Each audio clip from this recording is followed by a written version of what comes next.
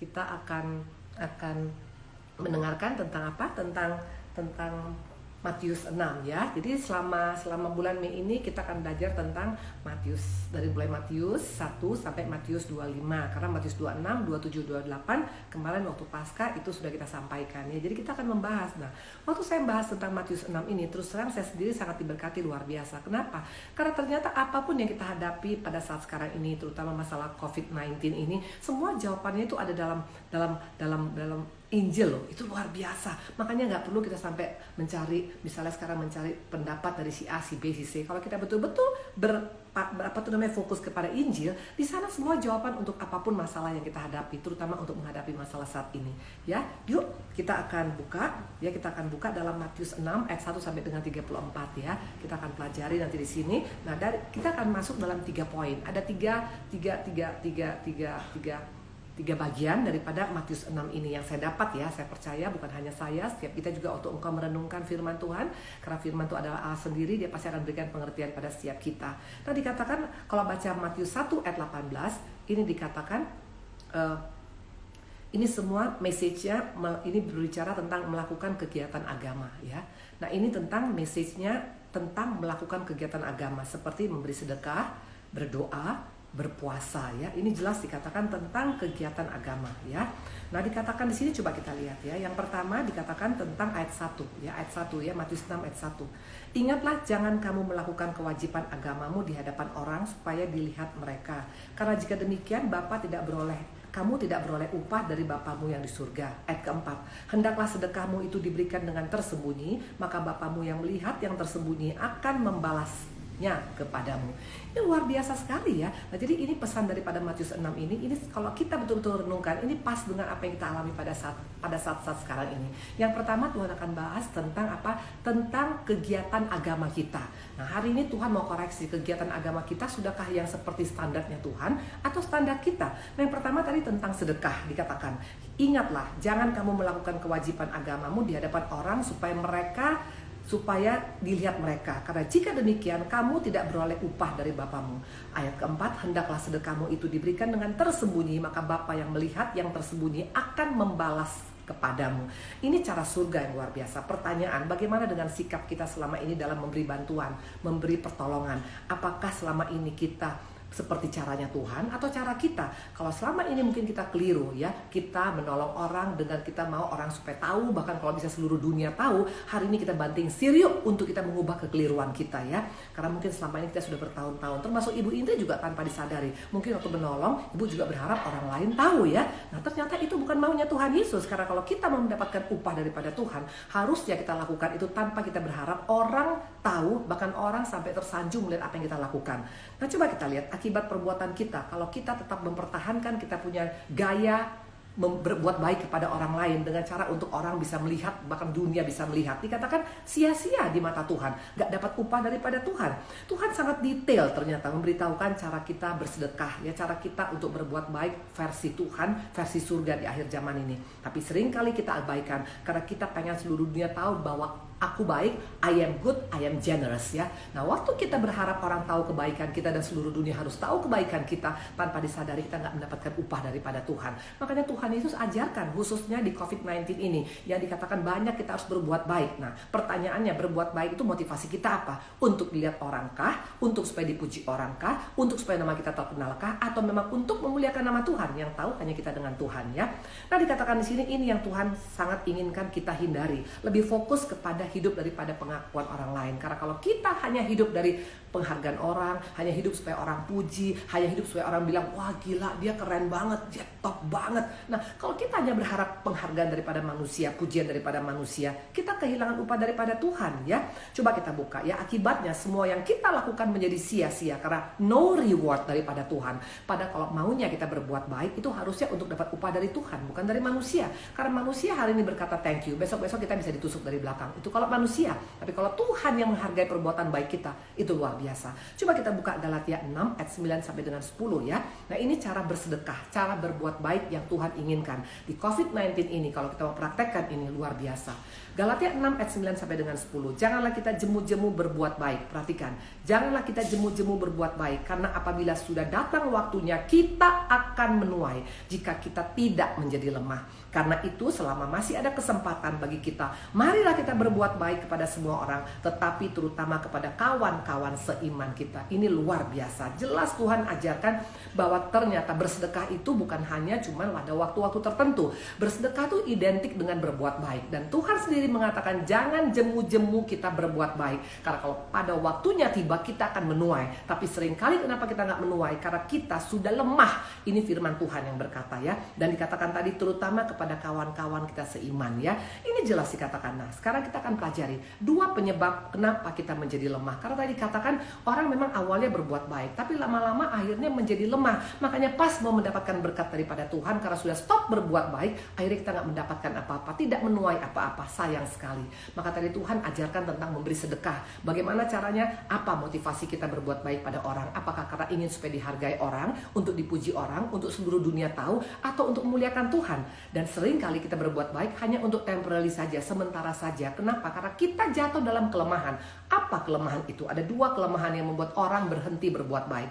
Yang pertama adalah karena masalah waktu, ya. Waktu kita sudah berbuat baik sehari, 2 hari, seminggu, sebulan, 2 bulan, tapi kok nggak ada perubahan juga, Bu Indri. Bahkan yang ada boro-boro, yang ada malah kita nggak dihargai, malah kita dibalik, malah ada serangan balik kepada kita. Makanya kita mulai berhenti berbuat baik. Coba kita buka contoh satu ya. Ini adalah contoh di Alkitab. Ini harusnya menjadi contoh bagi kita. Kita buka yuk Rahel, Kejadian 30 ayat 1 ya. Kita buka Kejadian 30 ayat 1, ini Rahel adalah istri daripada Yakub ya. Yakub sangat mencintai Rahel dan dikatakan dia sampai bekerja 14 tahun. Ingat ya, 14 tahun dia bekerja untuk mendapatkan cinta daripada seorang Rahel ya.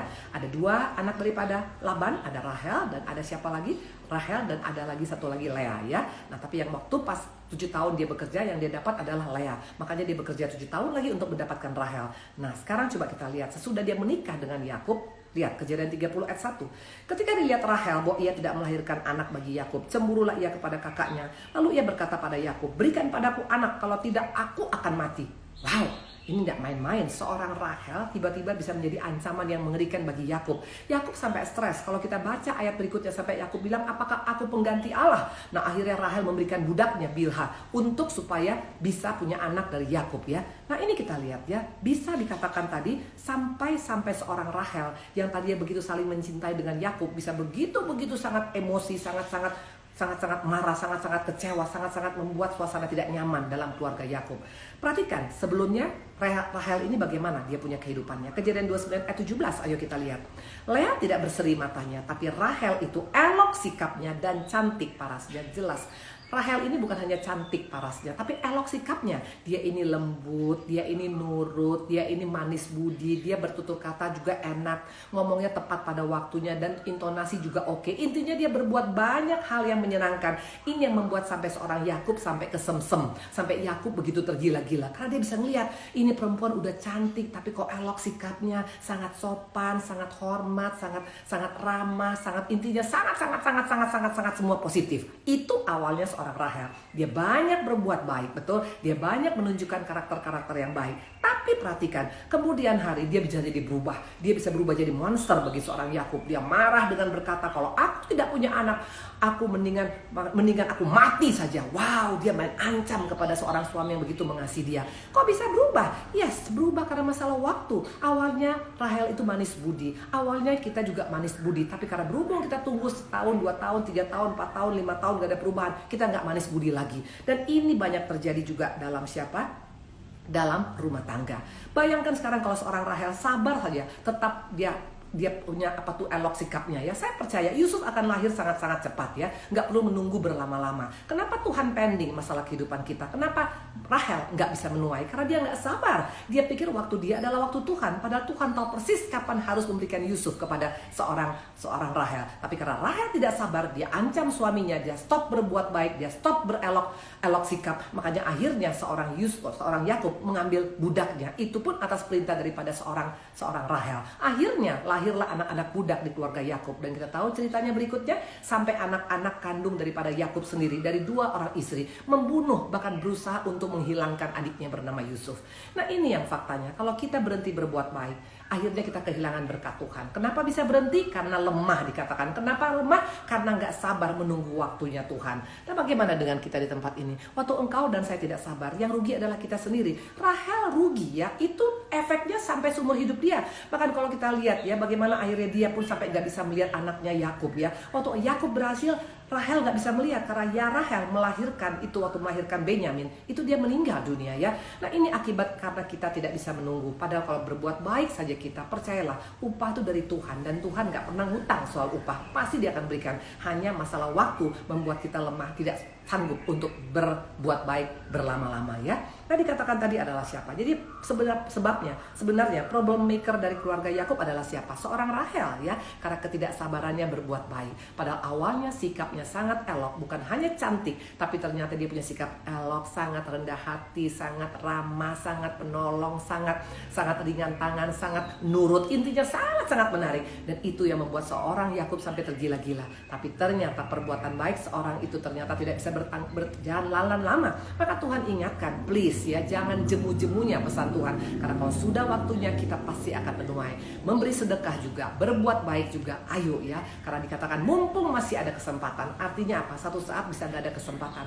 Kalau kita sudah gak ada lagi, kalau kita sudah tidak lagi bisa membuat apa-apa, mau apa, mumpung kita masih bisa sehat, masih punya berkat, masih kita hidup, yuk kita jangan jemu-jemunya berbuat baik. Khususnya di zaman corona ini, perbuatan baik kita tuh Tuhan perhitungkan luar biasa. Ada upah yang Tuhan siapkan. Pada waktunya kita akan menuai. Jadi seperti kita sekarang lagi invest kepada Tuhan. Perbuatan baik itu invest kepada kerajaan surga. Ini luar biasa ya. Kalau invest di dunia, bank bisa tiba-tiba bangkrut. Invest kepada saham, kadang-kadang bisa saham bodong. Tapi kalau invest dalam kerajaan surga, itu luar biasa. Cara invest bagaimana Bu Indri? Dengan tidak jemu-jemu berbuat baik. Karena pada waktunya kita akan menuai ya. Itu yang pertama. Yang membuat makanya lemah tadi dikatakan adalah apa? Karena waktu yang tidak sama dengan waktu kita.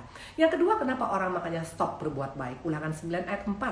Dikatakan, janganlah engkau berkata dalam hatimu apabila Tuhan Allah telah mengusir mereka dari hadapanmu, karena jasa-jasakulah Tuhan membawa aku masuk ke negeri ini. Padahal karena kefasikan bangsa-bangsa itulah Tuhan menghalau mereka dari hadapanmu. Ini sikap yang menyebalkan Tuhan. Kita seringkali menganggap karena aku, because of me, karena aku makanya sekarang keluargaku maju, karena aku makanya sekarang suamiku bagus, karena aku sekarang istriku maka sekarang berhasil, karena aku anak-anakku semua because of me. Nah, waktu kita merasa karena jasa-jasa kita, ini membuat Tuhan sangat tidak happy. Tuhan sangat sebel melihat orang-orang seperti ini. Mana buktinya? Perhatikan ayat ke-6. Jadi ketahuilah bahwa Tuhan ya, karena jasa-jasamu, dikatakan sebentar. Ya, jadi ketahuilah sebentar. Oke, dikatakan begini. Jadi ketahuilah, kata Tuhan, bukan karena jasa-jasamu memberikan kepadamu negeri yang baik itu untuk diduduki. Sesungguhnya engkau bangsa yang tegar tengkuk. Sampai Tuhan katakan kita tegar tengkuk. Tuhan sangat-sangat kecewa.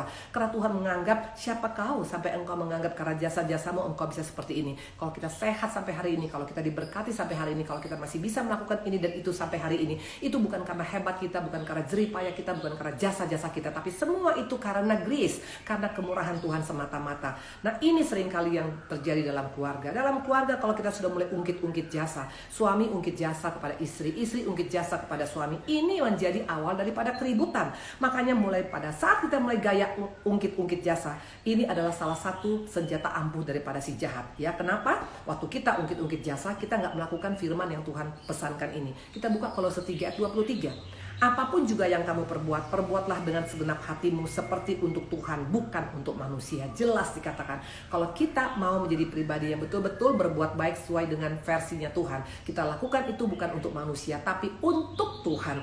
Waktu kita melakukannya untuk Tuhan, kita nggak butuh lagi pengakuan daripada orang lain. Kita nggak perlu mengungkit-ungkit jasa kita, betul? Nah, dikatakan di sini, perbuatlah dengan segenap hatimu seperti untuk Tuhan dan bukan untuk manusia. Kalau seorang istri melayani suami, dia katakan Kolose 3:23 ini menjadi pegangan dengannya, kita nggak akan ada masalah. Walaupun mungkin suami nggak langsung respect sama kita, nggak langsung baik sama kita, atau mungkin kita sebagai suami kita sudah memberikan yang terbaik bagi anak-anak, mungkin anak-anak nggak hormat pada kita atau istri nggak hormat, it's okay, nggak ada masalah karena kita nggak butuh penghargaan manusia. Tapi yang pasti kita lakukan itu karena untuk Tuhan.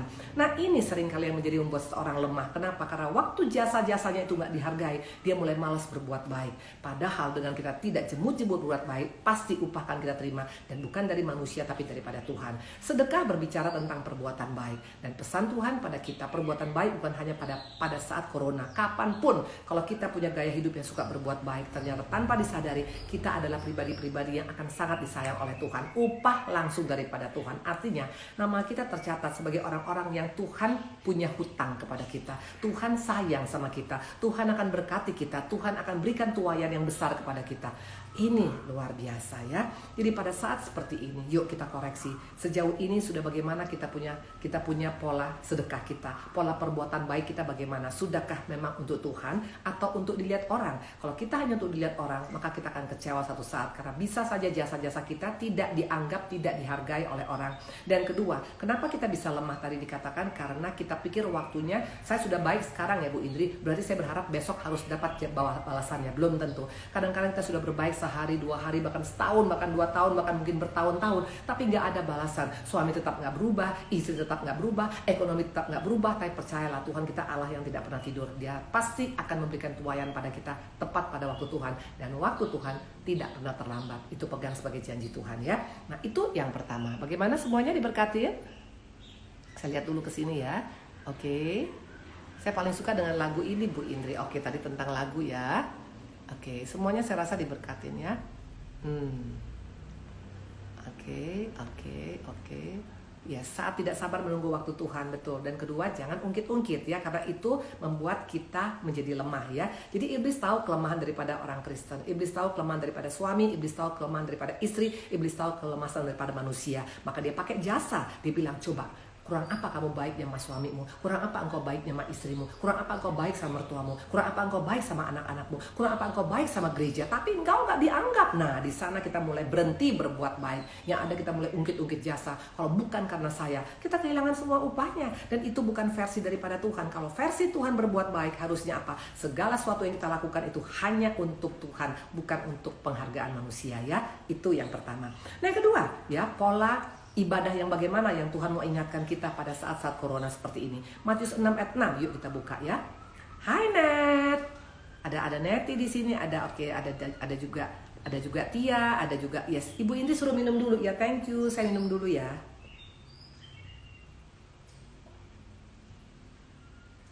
Nah, jadi saya ulang lagi sekali lagi tadi. Yang tadi pertama tentang sedekah. Sedekah yang Tuhan mau adalah sedekah yang bagaimana yang tidak dilihat oleh orang ya. Kenapa itu bisa kita lakukan? Karena upah supaya tidak sampai terlewatkan dari kita. Karena Tuhan mau hanya kasih upah, bukan hanya karena sedekah kita yang besar. Tapi kalau motivasi kita hanya untuk pepujian, untuk dilihat orang, untuk supaya nama kita terkenal, untuk supaya masuk medsos yang luar biasa, kita kehilangan segala-galanya. Jadi jangan sampai salah ya. Nah, dikatakan tadi di sini yang pertama tadi adalah tentang hal bersedekah. Hai Net, hai Matik juga, hai Sega, hai Puji, semuanya intinya luar biasa ya. Oke, kita lihat yang kedua, Matius 6 ayat ke-6. Tetapi jika engkau berdoa, masuklah ke dalam kamarmu, tutuplah pintu dan berdoalah pada Bapamu yang ada di tempat tersembunyi. Maka Bapamu yang melihat yang tersembunyi akan membalas kepadamu. Nah, ini juga kedua cara kegiatan agama yang kedua, yaitu cara tentang doa. Seringkali kita berkata, saya sudah doa Bu Indri, betul. Tapi permasalahannya cara doa kita juga bisa keliru, yaitu mengira apa? Kita mengira dengan kita berdoa di gereja ya, atau kita berdoa rame-rame dengan komunitas, itu kan sudah cukup Bu Indri. Ternyata Tuhan katakan, kapan Tuhan membalas kepada kita? Kapan Tuhan memberikan upah pada kita? Waktu kita dikatakan berdoa secara intim dengan Tuhan. Masuk ke kamar, kunci kamar, hanya just you and me Lord ya. Ternyata doa pribadi itu sangat menentukan upah daripada surga ya. Nah, ini seringkali kita keliru. Kita pikir yang pentingnya sudah doa rame-rame, bahkan kalau perlu seluruh dunia tahu kita berdoa rame-rame berdoa. Itu baik, tapi nggak cukup. Kalau mau dapat upah daripada Tuhan, itu harus punya hubungan pribadi dengan Tuhan. Dan doa pribadi, hubungan pribadi itu jauh ternyata value-nya dibanding dengan doa rame-rame. Ini karena firman Tuhan. Tuhan tadi katakan waktu engkau doanya engkau dalam kamarmu, tutuplah pintu, berdoalah pada Bapa yang ada di surga, maka Bapa yang melihat yang tersembunyi akan membalaskan kepadamu. Tuhan sangat suka dengan kita memiliki hubungan doa yang pribadi ya. Nah, doa pribadi ini bicara tentang ngobrol secara pribadi dengan Tuhan. Bak pasangan, seperti pasangan yang lagi sharing, betul. Karena ingat kita siapa? Kita adalah mempelai Tuhan. Nah, Tuhan gak ingin selalu rame-rame ngomong ya, seperti pidato, seperti depan umum. No, Tuhan pengen ngomong sendiri sama kita, karena kita adalah mempelai Tuhan ya. Nah, dikatakan itu yang Tuhan suka, dan Tuhan mengatakan akan membalas waktu kita memiliki hubungan yang intim dengan Tuhan. Yuk coba kita lihat ya, ternyata di hadapan Tuhan keintiman lebih daripada hanya sekedar kegiatan doa beramai-ramai.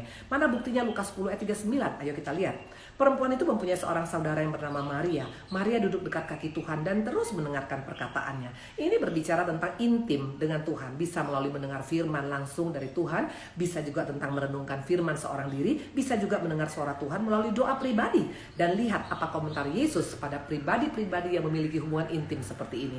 Ayat 41. Hanya satu saja yang perlu. Ini kata Tuhan, hanya satu saja yang perlu. Maria telah memilih bagian yang terbaik yang tidak akan diambil daripadanya. Hanya satu saja yang perlu di corona ini adalah apa? Hubungan intim kita dengan Tuhan. Wow, bayangkan sekarang ini seringkali kita anggap ini gak penting. Ternyata Tuhan mau tuh doa pribadi. Jadi kegiatan agama yang selama ini keliru adalah kita menganggap di gereja seminggu sekali cukup, Bu Indri. Itu baik, tapi itu hanya cuma tambahan. Itu hanya ekstra. Itu seperti makan puding ya. Kalau kita makan yang makanan main course, kita harusnya kan makannya kan ada protein, harusnya kan ada juga karbo, harusnya juga ada misalnya sekarang lemak, ada sayur, ada bla bla bla. Nah, masalah es krim, masalah puding, masalah kue tart, masalah kue tambahan, itu kan hanya cuma ekstra. Jangan itu kita fokuskan. Sama juga seperti tadi Tuhan katakan waktu kita berdoa masuk kamar kita kunci, artinya hubungan pribadi dengan Tuhan. Tuhan akan membalaskan. Dan Tuhan katakan apa? Maria memilih yang terbaik yang tidak bisa diambil. Di dalam menghadapi masalah corona ini, semua bisa diambil daripada kita. Semua bisa diambil. Apa saja? Harta kita bisa diambil. Yes. Pabrik kita bisa diambil. Sekarang banyak saya lihat pabrik-pabrik yang mengalami goncang. Bahkan pegawai-pegawai yang puluhan ribu pun sekarang tergoncangkan. Kita punya karir bisa habis, bisa. Kita punya pekerjaan bisa habis, bisa. Kita punya deposit habis, bisa. Tapi satu hal yang tidak habis dikatakan hubungan intim kita dengan Tuhan. Makanya ini adalah kesempatan yang luar biasa. Melalui corona ini kita punya waktu untuk punya intim dengan Tuhan. Kalau selama sebelum corona mungkin kita sangat sibuk, betul. Tapi ini waktunya kita masuk ke kamar, kita kunci, kita berdoa, punya hubungan dengan Tuhan. Dan Tuhan akan membalas upah kepada orang yang punya hubungan seperti ini. Luar biasa, betul.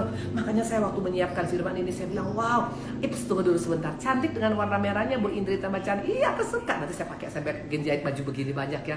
Thank you ya dari sayang. Oke, nah intinya Ibu ini suka baca, tapi Ibu ini juga fokus di sini ya. Nah intinya dikatakan tadi, ternyata ini adalah kegiatan agama yang kedua. Yang pertama tadi tentang bersedekah ya. Sedekah itu jangan sampai hanya untuk dilihat orang. Karena waktu dilihat orang gak ada upah. Nah makanya Tuhan katakan bersedekah itu bicara tentang berbuat baik. Berbuat baik jangan jemu-jemu, mumpung ada kesempatan dan upah daripada Tuhan. Nah ini yang sering kita lupa lakukan. Tapi sering kali kita stop melakukannya karena kita lemah. Kenapa kita lemah? Dua hal. Karena pertama adalah karena waktunya kok terlalu lama. Yang kedua adalah kenapa orang gak menghargai saya dengan perbuatan baik saya. Ini adalah kejahatan daripada si iblis. Iblis memutarbalikkan cara berpikir kita supaya membuat kita berhenti berbuat baik. Nah yang kedua tadi dikatakan tadi adalah apa? Yang kedua tentang pola doa ya, tentang kegiatan doa. Seringkali kita menganggap sebagai orang Kristen doa di gereja cukup, Bu Indri. Ternyata tidak cukup. Harus punya doa pribadi dengan Tuhan. Karena waktu kita berdoa secara pribadi itu sama dengan membangun keintiman dengan Tuhan. Dan ini ada waktu stay at home. Kita punya waktu banyak untuk kita bisa banyak berdoa dengan Dia, banyak ngobrol dengan Dia, banyak mendengar suara Dia. Maka Maria dikatakan mendengar terus suara Tuhan. Dan Tuhan puji Maria. Dia berkata Maria memilih yang terbaik yang tidak bisa diambil daripada. Hati-hati di akhir zaman ini, jangan sampai kita pilih hanya yang baik. Yang baik bisa diambil oleh si jahat. Betul? Seperti apa? Rumah kita, harta kita, keluarga kita, semua bisa diambil. Tapi yang terbaik yaitu keintiman dengan Tuhan tidak bisa diambil oleh siapapun. Makanya tingkatkan hubungan keintiman kita dengan Tuhan, khususnya di zaman-zaman yang semakin sukar di akhir zaman ini ya. Oke. Nah dikatakan tadi terbaik. Ya terbaik ya. Nah apa keuntungan daripada doa pribadi memang Bu Indri ya? Karena Tuhan kita itu Allah yang luar biasa. Setiap Tuhan kasih perintah itu ada sesuatu yang besar yang ada di belakangnya. Kita nggak pernah lihat karena kita nggak mau konsisten sama Tuhan. Kalau kita konsisten, lihat orang yang punya hubungan pribadi dengan Tuhan, lihat seperti ini. Lukas 22 ayat 41, yuk kita lihat ya. Kemudian ia itu Yesus, ia menjauhkan diri dari mereka kira-kira sepelempar batu jaraknya. Lalu ia berlutut dan berdoa katanya ya. Siapa yang berdoa? Yesus. Yesus adalah anak Allah ya, perhatikan. Kalau anak Allah saja suka punya hubungan yang intim dengan Bapa di surga, dia masuk di Getsemane, dia berdoa seorang diri, dia punya keintiman dengan Bapa di surga pada saat menghadapi kesukaran ya. Perhatikan, ayat 43. Maka seorang malaikat dari langit menampakkan diri kepadanya dan memberi kekuatan kepadanya. Inilah dia bonus daripada doa pribadi. Waktu kita punya doa pribadi, keintiman dengan Tuhan, ada kekuatan yang supranatural yang Tuhan berikan pada kita. Dan ini yang kita butuhkan di akhir zaman ini yang kita butuhkan menghadapi corona. Kalau kita sudah gak punya kekuatan lagi, bagaimana kita mau bisa bertahan? Bertahan bukan hanya gara-gara kita makan ini dan itu, bertahan melalui doa pribadi kita. Karena waktu kita punya doa pribadi, malaikat akan Tuhan kirim untuk berikan kekuatan pada kita. Yesus sudah mengajarkan di masa Getsemane, di masa sukar, dia masuk melalui doa pribadi dan dapat kekuatan daripada Tuhan. Artinya kita pun harusnya praktekkan hal yang sama. Di zaman corona ini, jangan andalkan hanya harta kita, hanya deposit kita, hanya uang kita, hanya ini kita. Waktu engkau dan saya punya hubungan pribadi dengan Tuhan, masuk kamar, kunci kamar, di sana ada kekuatan yang luar biasa. Dan perhatikan, waktu kita mempunyai kekuatan, ini membuat daripada ayat ke-45. Lalu ia bangkit dari doanya dan kembali pada murid-muridnya, tapi ia mendapati mereka sedang tidur dan berduka cita. Perhatikan, Tuhan bisa bangkit dari keterpurukan. Awalnya Tuhan sangat ketakutan, bahkan dikatakan keringatnya seperti mengeluarkan darah. Tuhan sangat stres, Tuhan sangat takut karena dia harus berpisah dengan Bapa di surga, betul? Dia bukan takut untuk mati, dia takut untuk berpisah dengan Bapanya, betul? Makanya dikatakan dia sangat ketakutan, bahkan sampai mengajak 3 orang murid yang dikasihnya masuk ke Getsemane. Dia punya hubungan pribadi yang luar biasa dengan Bapa di surga. Tapi perhatikan, waktu kita membangun keintiman dengan Tuhan, dikatakan Yesus akhirnya bangkit. Ini bicara tentang orang yang punya masalah, tapi waktu dia punya keintiman dengan Tuhan, waktu kita punya kegiatan agama, kita memiliki hubungan doa pribadi kepada Tuhan, ada kekuatan ekstra menghadapi corona pada saat ini. Ini yang luar biasa. Dan bukan hanya itu, perhatikan ayat 46. Katanya kepada mereka, kata Yesus, mengapa kamu tidur? Bangun dan berjaga-jagalah supaya kamu jangan jatuh dalam pencobaan. Ini lebih luar biasa. Di tengah masalah, Yesus masih bisa memberikan kekuatan bagi murid-muridnya, masih bisa menasehati murid-muridnya, masih bisa menjadi berkat bagi orang lain. Ini kenapa bisa terjadi? Hubungan intim membuat kita bukan hanya sekedar bisa bangkit dari masalah, tapi kita bisa menguatkan orang di tengah-tengah kita punya masalah sekalipun. Wow! Luar biasa ya. Coba kita teruskan lagi. Bagaimana? Semua diberkati enggak? Kalau saya terus terang, saya aja berapi-api nih nyampeinnya ya. Nah, dikatakan tadi, ternyata kegiatan agama secara pribadi itu jauh lebih luar biasa daripada kegiatan agama depan umum. Ya, maka tadi Tuhan katakan, waktu engkau berdoa, masuk kamar kunci, maka aku akan membalaskan kepadamu. Ini Tuhan ingatkan, karena banyak orang Kristen salah kaprah tentang kegiatan agama yang namanya doa.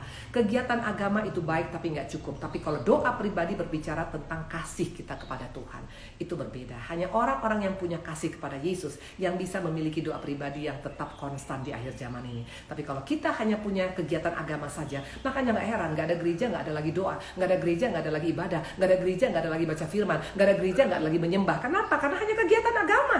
Tapi kalau kegiatan agama kita didasari oleh karena kasih kita, karena cinta kita kepada Tuhan, itu akan berbeda. Orang boleh tidak melihat kita berbuat baik, no problem. Orang tidak boleh melihat kita dalam keadaan punya doa, no problem. Karena kita bukan butuh pengakuan orang, kita bukan buku penampilan dilihat orang, kita hanya butuh untuk Tuhan yang melihat, dan upah dari Tuhan itu luar biasa. Ada kekuatan, bukan hanya ada kekuatan, kita bisa bangkit, bukan hanya bangkit tapi bisa menguatkan orang lain. Dan Yesus sudah buktikan, sesudah dia melakukan hubungan doa dengan Bapa di surga, dia bangkit, dia hadapi musuh, dan dia bilang kepada murid-murid, tidak sanggupkah engkau berjaga-jaga 1 jam saja? Dia memberikan kekuatan, dia memberikan input, dia bisa melayani orang lain di tengah masalah dia. Itu orang yang punya keintiman dengan Tuhan. Bagaimana dengan kita? Waktu kita punya keintiman dengan Tuhan, maka kita mendapat kekuatan ekstra dari Tuhan. Wow, betul ya. Makanya kita tuh harusnya bangga punya Yesus yang mengajarkan kita pada hari ini, betul. Banyak cara Tuhan bisa bicara pada umat, tapi hanya satu cara kita dapat bicara pada Tuhan, yaitu dengan doa pribadi. Yes, Esther. Luar biasa, saya setuju banget ya. Oke, cantik. Mana di sini lagi? Ibu ini sengaja baca, biar ibu ini juga tahu. Nah, dikatakan kasih itu lemah lembut. Yes, sayang. Itu nggak masalah, Tuhan Yesus bisa menjadi berkat karena hubungannya yang intim. Yes, yes. Yes, Nat. Jadi kalau kita punya keintiman dengan Tuhan, itu yang membuat loh, kok bisa ya gue di tengah masalah gini, dalam keadaan terpuruk, dalam keadaan ekonomi, masih bisa jadi berkat. Kalau nggak punya hubungan intim sama Tuhan, nggak mungkin bisa. Karena setiap orang tuh pasti punya karakter ego. Ya, ego tuh bisa lebih menonjol daripada segala-galanya. Tapi kenapa seorang bisa mengurangi egonya, membuat ego di belakang pintu? Ya, kenapa? Karena dia punya keintiman dengan Tuhan. Karena keintiman pengetahuan membuat kita bisa segambar dengan dia, ya. Maka tadi Tuhan katakan, ayo masuk kamar kunci, ngobrol sama gua. Karena Tuhan mau banyak ngobrol dengan kita, khususnya di zaman corona ini. Dia pengen ceritakan tentang kebaikannya, dia pengen ceritakan tentang apa yang terjadi untuk Indonesia ke depan. Tuhan bisa ngomong kepada orang-orang yang intim dengan dia. Ini luar biasa. Ya, di sini juga ada Alice. Doa pribadi adalah kasih pada Tuhan Yesus. Ya sayang, hai Alice cantik, semangat ya sayangku ya. Oke. Nah dikatakan di sini Xiang Hao ini juga rajin ini, kasih dengan kasih. Yes.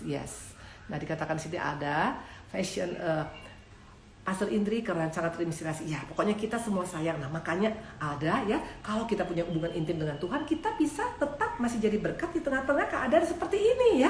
Itu yang keren banget. Kalau dipikir-pikir gimana Bu Indri bisa jadi berkat dalam keadaan di stay at home ya. Biasanya apalagi kayak Ibu Indri misalnya. Ibu Indri kan biasanya kan harus diundang ke sana sini. Ternyata enggak tuh. Di rumah juga kita masih bisa jadi berkat buat teman-teman yang lain. Kenapa bisa? Karena ada kekuatan ekstra dari Tuhan. Kok bisa ada kekuatan ekstra? Karena kita punya hubungan intim dengan Tuhan.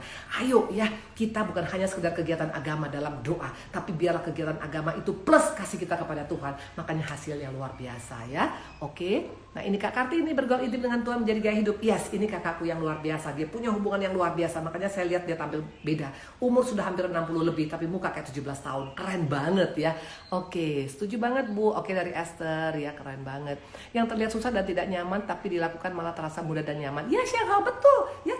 Ini siapa yang gak stres semua? Mungkin kita bilang Bu Indri gak stres, siapa bilang? Punya usaha sekarang juga tutup, gak mungkin gak stres lah ya. Punya cicilan juga, pastilah orang bisa semua pasti punya cicilan bunga bank. Tapi apa gara-gara itu membuat kita gak bisa jadi berkat? Sayang sekali, maka Tuhan bilang banyak masuk kamar, doa. Supaya di tengah masalah corona pun engkau masih bisa jadi blessing. Ini yang keren ya.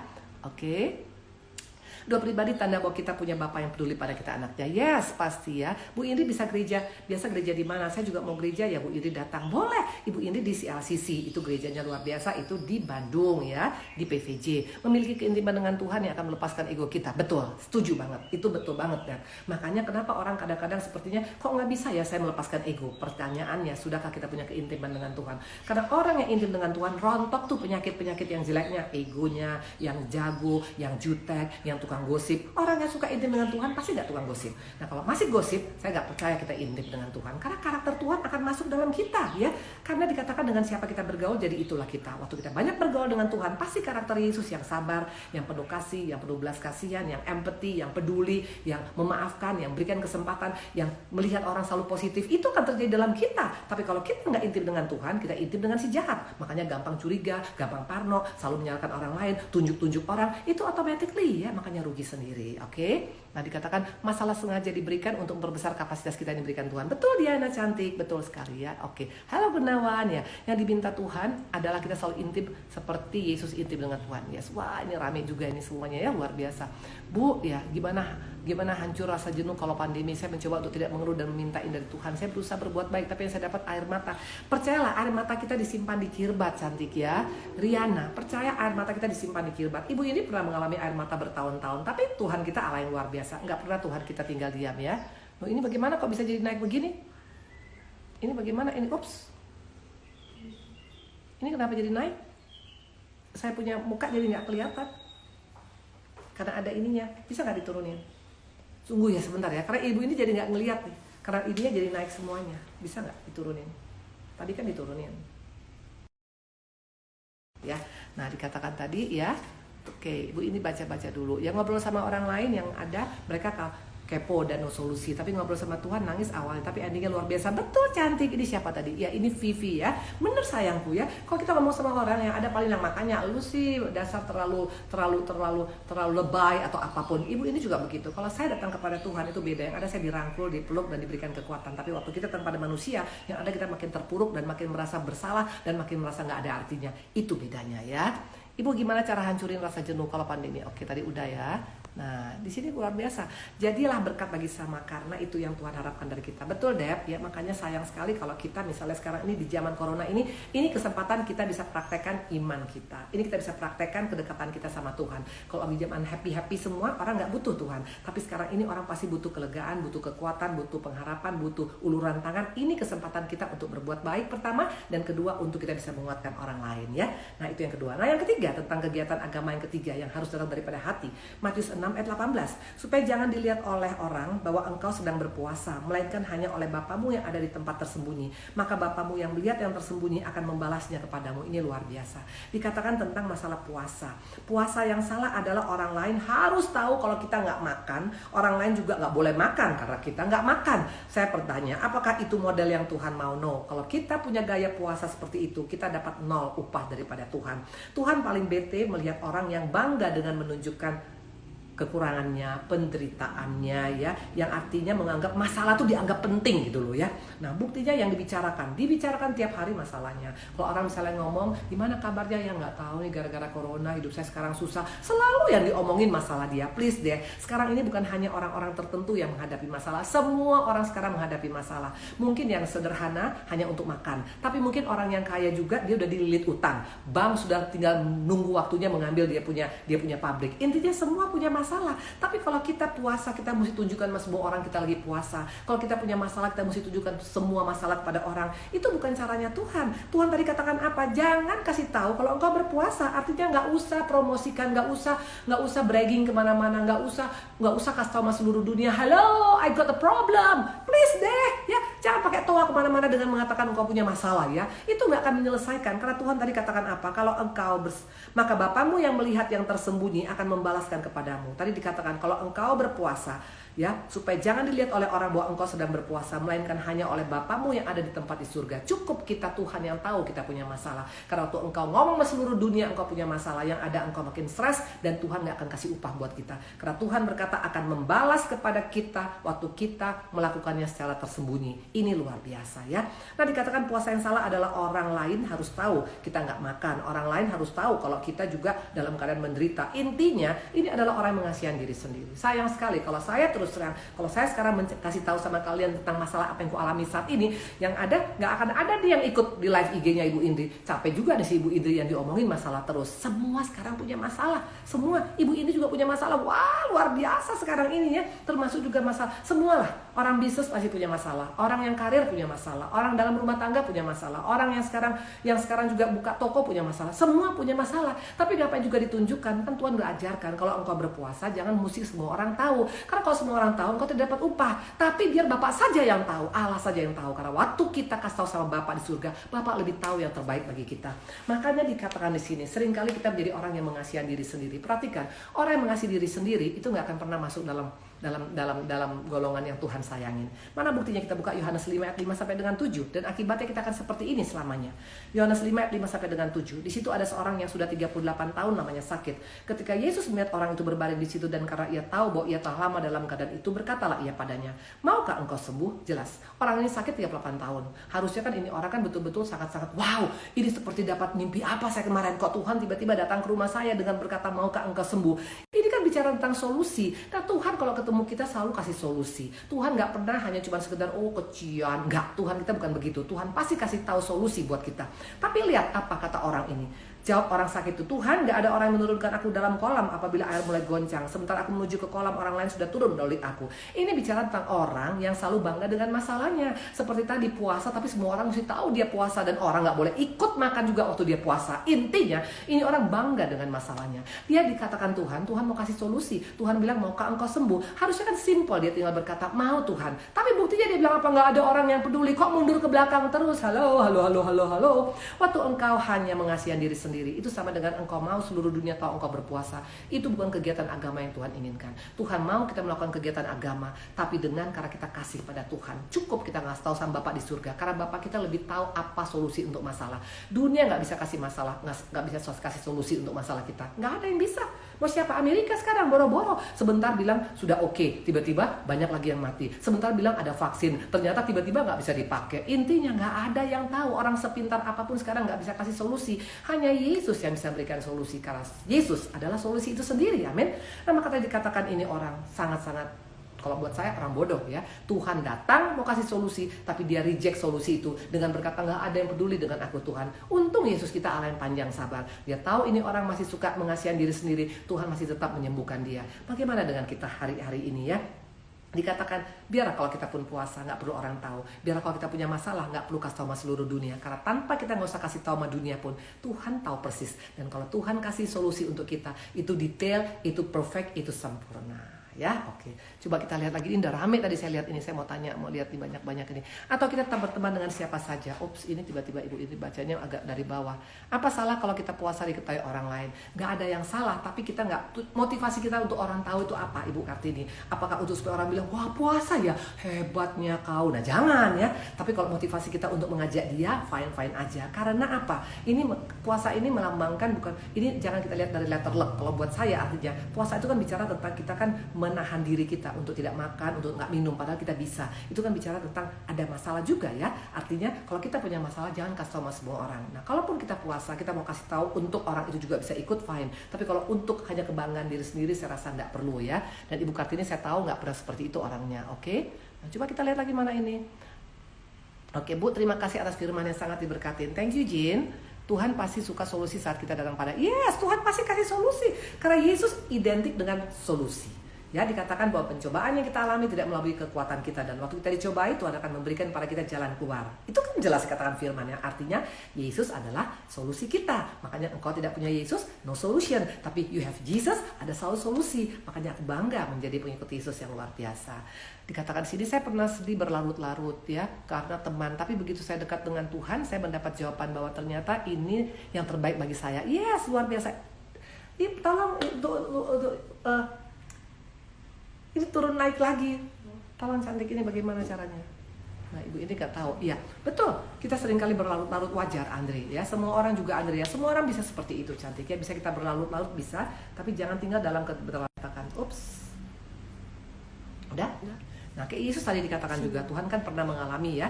Nah itu sampai dia sedih, dia sampai masuk ke taman Getsemane. Tapi karena dia punya hubungan intim dengan Bapa di surga, apa yang terjadi? Dia bisa bangkit dan menguatkan orang lain ya. Jadi Andre itu normal, cantik, nggak ada masalah ya. Oke, kita buka lagi di sini. Nah Tuhan Yesus berkati Tuhan Ibu Indri. Terima kasih Silvi cantik, amin ya. Solusi Tuhan tuh perfect, setuju Bu? Yes Alice, pasti ya Alice. You have to be strong karena engkau anaknya Tuhan. Ibu ini bisa melihat Alice selalu respon kepada Tuhan, dan waktu kita menghargai firman itu akan bekerja untuk kita sendiri. Itu luar biasa ya. Nah, dikatakan lagi di sini, saya Katolik tapi selalu mengikuti pengajaran Ibu, very inspired. Hai Grace, ya di hadapan Tuhan itu yang penting bukan agamanya, tapi waktu kita meresponi dengan cara yang benar ya, kita percaya Yesus bisa menolong, pasti Tuhan akan tolong. Grace maju terus ya. Ibu ini juga biasanya Katolik, menantunya juga Katolik. Doesn't matter, yang penting kita percaya kepada Yesus yang luar biasa ya. Oke, apa benar perbuatan untuk menolong orang sampai kita jual aset kita dan bela-belain ngontrak rumah demi berbuat baik? Harusnya sih apakah kita melakukan dengan damai sejahtera? Kalau emang kita damai sejahtera seperti siapa? Seperti Zakius, dia jual semua dia punya harta dan dia kasih pada orang lain, no problem. Tapi sesudah kita, kalau kita melakukan dengan kita bersungut-sungut dan kita merasa nggak mau, jangan, karena itu nggak mungkin daripada Tuhan ya. Oke, Tuhan sangat tahu yang terbaik buat kita. Yes Andrea, itu betul ya. Oke, ada yang puasa buat diet. Ya, itu gak ada masalah. Ibu ini juga, aduh selama corona ini ibu ini naik terus berat badannya. Kira-kira kelihatan gak ibu ini naik berat badannya? Tapi ya untung saya pakai baju ini jadi kelihatan agak langsing. Maka saya agak jauh-jauh supaya kelihatan langsing ya. Tapi it's okay lah, di akhir zaman ini mau langsing, mau gendut, yang penting kita tetap bisa menjadi berkat, itu number one ya. Oke, Bu, gimana kalau menghadapi orang yang selalu mengeluh depan kita? Yes, pastilah zaman sekarang pasti banyak yang mengeluh. Tidak kita berikan, pokoknya you have to be strong ya. Saya hanya bisa mendoakan. Nah, kalau saya bisa menolong, saya akan tolong. Tapi intinya jangan kita ngelias, jangan kita ngeleos, jangan kita tinggalkan. Kasih dia masukan, kasih dia pengertian. Masalah dia menerima apa enggak, itu kita hanya bisa doakan ya. Oke. Bu, bagaimana cara menghadapi panik dan lepas dari perasaan under pressure? Panik, yes. Kenapa bisa panik? Kalau engkau dan saya punya hubungan dengan Tuhan ya, coba masuk hadirat Tuhan sampai engkau bisa merasakan kelegaan ya. Kadang-kadang kita menyanyikan satu lagu, itu bisa tiba-tiba kita nangis loh. Kita merasa lega, ada yang peluk. Aku sering mengalami seperti itu. Nah kalau memang masih belum, teruskan aja, teruskan sampai engkau merasa seperti ada kelegaan, ada kekuatan, dan pasti bisa ya Yosi ya. Bu, dulu saya mudah reaktif dan khawatir, tapi setelah diubahkan Tuhan, sudah belajar melepaskan ego dan merasa Tuhan sangat baik memberkati. Yes, makanya enak kan ikut Tuhan Siang Hao ini, bagaimana lagi nih? Nah, betul cantik, udah, betul cantik ya, memang betul. Saya juga dulu orangnya reaktif. Nah lo, ini naikinnya gimana? Ini ibu, udah, gimana naikinnya? Coba. Nah pelan-pelan ya, yes. Ya, semua orang pernah mengalami reaktif. Ya, ibu ini juga orangnya dulu reaktif banget. Dia langsung buang, buang begitu. Tapi lama-lama makin berubah. Kenapa bilang? Karena hadirat Tuhan tadi saya katakan itu sangat menentukan. Hubungan intim menentukan. Makanya bukan sekedar agama, tapi keintiman itu. Karena Kristen bukan agama, tapi keintiman dengan Tuhan, hubungan dengan Tuhan ya. Yes, thank you Bu Indri. Oke, Andrea cantik. Ya, Ibu minum dulu. Thank you Dari. Aduh kamu baik banget. Yang lain kok nggak ingetin Ibu minum ya. Dasar ini mah. Sebentar ya, saya minum dulu ya.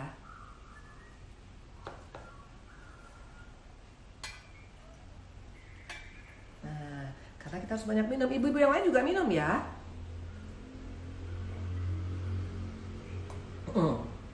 Oke. Nah, dikatakan saya tiap ada masalah, apakah engkau ada Tuhan? Kenapa Ibu Indri khotbah tentang keraguan saya? Ada suara kecil, Tuhan ada dekatmu. Yes, itu suara dari Roh Kudus. Maka engkau responin bahwa Tuhan berkata, aku dekat dengan engkau, aku mengasihi engkau. Yes, karena dia gak pernah jauh daripada kita. Percaya ya, oke. Semua diberkatin ya. Bu, kalau kita bisa nangis di hadapan Tuhan itu karena masalah atau karena ada kehadiran Tuhan? Bisa dua-dua. Pertama karena masalah tidak bisa nangis, kedua karena kita merasa Tuhan sangat mengasihi kita. Ibu Indri waktu kemarin-kemarin ini gak ada masalah ya, bisa Tuhan izinkan lagi masalah semuanya selesai oke, tapi bisa makin nangis. Kenapa? Bilang bukan karena masalah aja nangis ternyata Tuhan kok baik banget, kok Tuhan bisa selesaikan, ya nggak mungkin kok bisa. Itu happen, itu namanya hadirat Tuhan ya. Nah, dikatakan tadi apalagi di sini Ibu Indri langsing, amin, thank you cantik, Ibu tetap cantik, sehat dan selalu. Aduh Catherine, kamu pokoknya Ibu terakhir makan es krim kalau udah keluar dari sini ya. Thank you sayang. Bu Indri mau tanya, apakah boleh kita tarik benang, filler, dagu dan hidung selama engkau bisa tidak dalam keadaan terikat? Karena biasanya orang kalau sudah mulai tarik-tarikan itu biasanya nggak berhenti, nanti tarik kanan, tarik kiri, tarik depan, tarik belakang, akhirnya mukanya jadi makin mengerikan. Kalau engkau bisa ada penguasaan diri fine, tapi biasa setahu saya orang biasanya nggak pernah puas, apalagi kalau punya komunitas yang bilang, Ci tarik lagi di sini, akhirnya muka kita jadi belepotan. Jadi kalau bisa mensyukurin bagus, tapi kalau ada penguasaan diri silakan aja sayang ya. Ibu Indri yang selalu semangat buat saya, lagi Ibu Indri yang selalu semangat buat saya dari Ambon, ikut semangat, ikut live-nya. Hai, siapa nih tadi namanya? Marcella dari Ambon. Ibu Indri belum pernah ke Ambon loh. Waktu itu Pak Kris Manusama udah ajak ke Ambon, tapi tiba-tiba ada corona. Nanti kalau udah selesai corona, kalau emang Tuhan izinkan kita ke Ambon ya. Karena saya percaya Ambon tuh pasti seru. Karena apa? Suaranya bagus-bagus gitu loh ya. Ibu, pemberesan dosa mulai dari mana ya? Saya sulit memaafkan diri sendiri apa orang lain. Bereskan dosa diri kita dulu ya, terutama masalah hati. Karena hati itu seringkali jadi ganjel untuk kita bisa melihat segala sesuatu. Masih adakah sakit hati, marah, kecewa atau apapun. Dari mulai sana kita, karena dari hati adalah sumber kehidupan. Waktu hati kita dibereskan, automatically yang lain juga akan beres. Dari hati nanti akan keluar pada pikiran, itu automatically ya. Oke. Bu Indri kalau mau tanya, kalau deposit uang di bank itu dosa tidak? Saya rasa enggak ya, karena bank itu kan pemerintah daripada Tuhan ya. Tapi kalau membungkakan uang dengan jadi rentenir, nah itu kayaknya kurang pas ya. Terima kasih untuk firman-Nya, saya sangat bersyukur. Aduh, balik lagi nih. Terima kasih atas firman-Nya, saya sangat bersyukur akhirnya bisa follow IG Ibu Indri karena saya sangat suka dengan khotbah Ibu, sangat menguatkan. Amin. Yes, Yesi. Pokoknya maju terus ya sayangku ya, maju terus ya. Ibu, dia ada teman yang minta bantuan, minta uang, katanya anaknya sakit pada orang tersebut. Orang tersebut apa? Nah, oke, kita teruskan dulu bagaimana cantiknya, kita teruskan dulu sekarang ya. Oke. Nah, jadi yang pertama tadi, poin pertama tadi adalah tentang kegiatan agama yang harus memang karena mengasihi Tuhan. Jadi ingat ya, kegiatan agama tanpa mengasihi Tuhan kita akan sangat-sangat kecewa akhirnya. Ini yang kedua sekarang, poin kedua. Matius 6 ayat 19 sampai dengan 24. Tentang apa? Dikatakan di sini tentang mengumpulkan harta ya. Nah, ini juga ternyata perlu kita bahas hari ini. Nah, dikatakan ayat ke-24 ya. Nah, tidak seorang pun dapat mengabdi kepada dua tuan, karena jika demikian ia akan membenci seorang dan mengasihi yang lain, atau ia akan setia kepada seorang dan tidak mengindahkan pada yang lain. Jadi kamu tidak dapat mengabdi kepada Allah dan kepada Mamon. Jelas dikatakan. Versi daripada surga, Mamon, uang itu kita yang atur. Kita bosnya daripada uang. Tapi versi daripada iblis, daripada si jahat, uang adalah bos, kita malahan jadi anaknya bos. Bahkan kita jadi pegawainya bos, bahkan kita jadi pembantu daripada uang. Wow, ini mengerikan. Ini yang keliru dalam kehidupan kita ya. Jadi bukan uang itu jadi alat untuk kita pakai dalam kehidupan, tapi kita malahan jadi alat daripada si uang itu. Apa buktinya? Gampang sekali bukti orang yang terikat dengan uang. Contohnya, gak pernah cukup ya. Gak pernah cukup, makanya kalau udah punya ini, orang lihat punya ini, dia juga pengen punya ini ya. Makanya akhirnya mulai pinjam sana, pinjam sini, bahkan akan mulai sekarang mempertaruhkan apapun demi hanya untuk mendapatkan apa yang dia mau. Intinya uang di atas segala-galanya.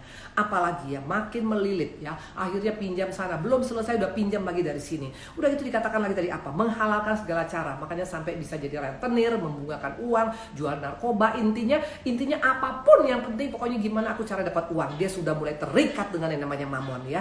Nah, bagaimana dengan kita sekarang? Saya mau tanya, ini orang yang terus terang, ini orang yang belum merdeka hidupnya. Maafkan saya, Indonesia boleh merdeka tahun 1945 ya, sekarang 2020 ya. Pertanyaannya, sudahkah kita juga merdeka? Karena seringkali mungkin negara kita yang merdeka, tapi kita sendiri masih belum merdeka. Dari mana bukti tahu orang belum merdeka? Dari masalah keuangan, karena dianggap uang segala-galanya. Kita melihat orang berhasil karena uangnya banyak, ya orang baik karena uangnya banyak, orang patut dihargai karena uangnya banyak. Semua notabene-nya harus karena uang. Waktu kita menguangkan segala sesuatu, itu tanpa disadari kita adalah pembantu, kita adalah hamba daripada uang. Mamon adalah kita punya gaya style kita, gaya hidup kita ya.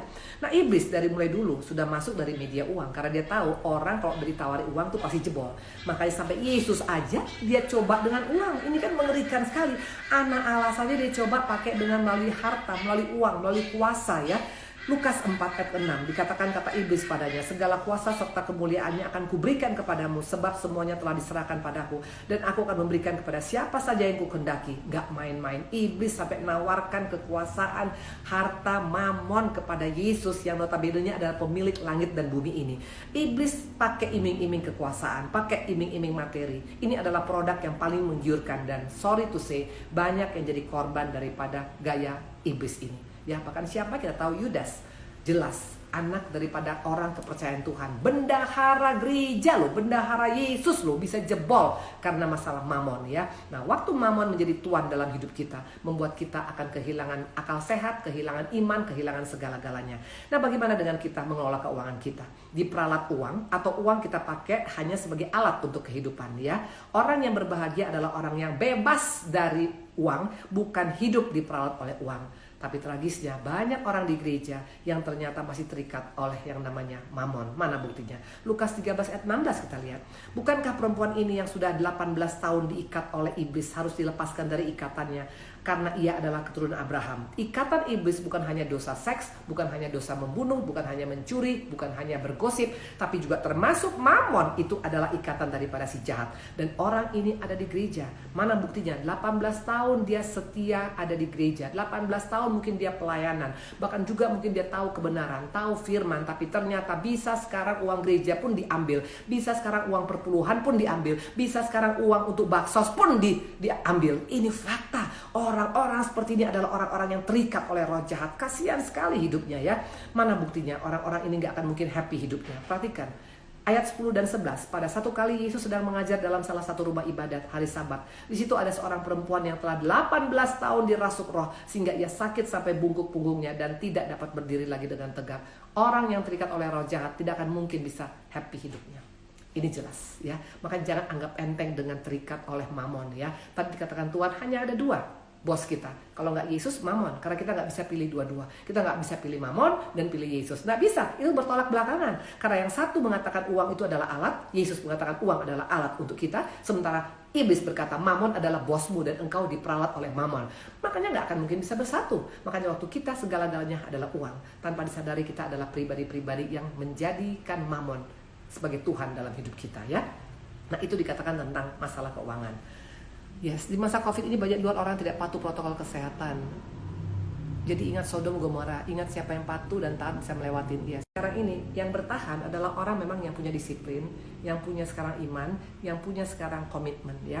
Kalau kita tidak bisa menjaga diri kita, karena nggak mungkin negara yang menjaga kita ya, harus kita yang menjaga diri kita. Sama juga dikatakan dalam firman Tuhan, orang yang setia yang akan bertahan pada zaman akhir ini, orang yang betul-betul komit pada Tuhan. Demikian juga kita, waktu kita betul-betul menjaga imunitas kita menjaga tubuh kita juga berusaha untuk menjauhkan daripada hal-hal yang membuat kita tidak bisa sehat, yaitu membuat kita bisa bertahan ya. Oke. Yang ketiga sekarang kita buka poin ketiga tentang Matius 6.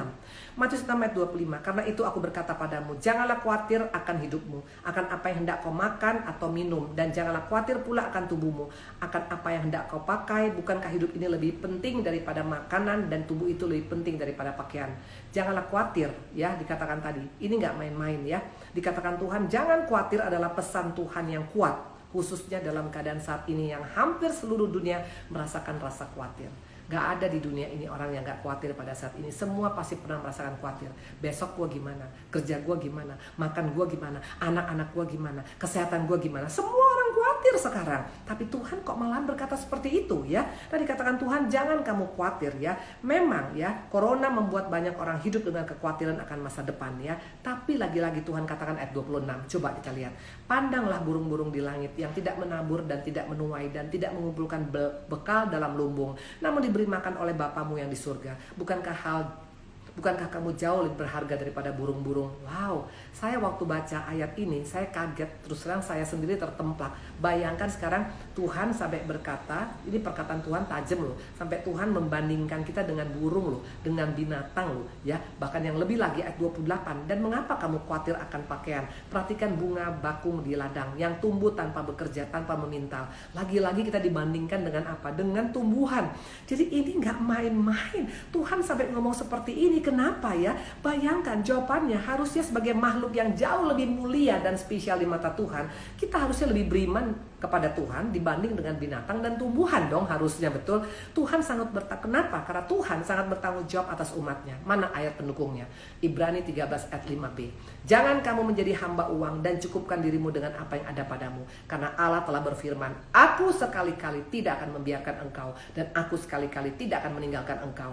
Tuhan sangat tegas dengan hal ini. Tuhan katakan, aku tidak akan membiarkan engkau, aku tidak akan meninggalkan engkau. Lihat tuh, binatang saja, burung saja dipelihara oleh Tuhan. Lihat, tumbuhan saja bisa Tuhan pelihara. Sampai Tuhan membandingkan kita dengan binatang, Tuhan bandingkan kita dengan tumbuh-tumbuhan. Artinya Tuhan so serious tentang khawatir. Kalau kita tinggal dalam kekhawatiran, kita akan jebol, khususnya menghadapi corona ini. Kita bukan mati karena corona, kita mati karena kekhawatiran kita. Pesan Ayub sebagai ayat terakhir, ayat 17. Ayub 3:25. Karena yang kutakutkan itulah yang menimpa aku, yang kucemaskan itulah yang mendatangi aku. Pencetus daya tahan tubuh kita merosot, kolaps, menurun. Ternyata waktu kita mulai tinggal dalam ketakutan, dalam kekhawatiran. Iblis suka kita punya gaya hidup seperti ini, karena tinggal tunggu waktunya, ujungnya kita akan tumbang dan akan gugur. Jadi pesan Tuhan so powerful pada siang hari ini. Ada 3 pesan Tuhan. Pertama, kegiatan spiritual yang harus berkualitas. Bagaimana caranya? Melalui sedekah, melalui perbuatan baik yang tidak jemu-jemunya. Dan jangan kita berhenti, karena pada waktunya kita akan menuai, tapi seringkali kita lemah. Penyebab kelemahan ada 2. Yang pertama adalah karena apa? Yang pertama adalah karena kita menunggu waktunya. Waktu nggak sama dengan kita mulai kecewa, kita berhenti berbuat baik. Yang kedua, karena kita merasa jasa kita nggak dihargai oleh orang lain. Yang kedua adalah tentang doa pribadi. Doa pribadi jauh lebih powerful daripada doa rame-rame. Makanya Tuhan inginkan kita punya hubungan intim dengan Tuhan, karena keintiman dengan Tuhan membuat kita bisa kuat, dan bukan hanya kuat tapi bisa menguatkan orang lain. Dan yang ketiga tentang puasa. Jangan pertontonkan kita punya puasa, jangan pertontonkan kita punya kelemahan, jangan pertontonkan kita punya problem. Gak ada gunanya. Daripada kita pertontonkan problem kita, mendingan kita kasih tahu sama Tuhan, Tuhan ini loh masalahku, pasti ada solusi bersama dengan Tuhan. Yang kedua dikatakan orang merdeka versus orang yang terikat mamon ya. Jadi Tuhan bicara tentang pengelolaan keuangan. Percayalah, jangan jadikan uang menjadi tuan dalam hidup kita, tapi jadikan uang sebagai alat untuk kita bisa hidup. Itu baru keren, luar biasa. Yang ketiga, warning. Hati-hati dengan khawatir, karena khawatir adalah virus yang melebihi Corona 19 ya. Karena kenapa saya bilang khawatir itu yang bisa membuat kita tumbang. Imunitas kita bisa tumbang bukan karena kita nggak makan makanan sehat, tapi karena khawatir melebihi daripada apa yang harus kita pikirkan ya. Jadi percayakan, Allah berkata, aku tidak pernah membiarkan, aku tidak pernah meninggalkan. Pegang sebagai kekuatan kita. Tuhan berkata.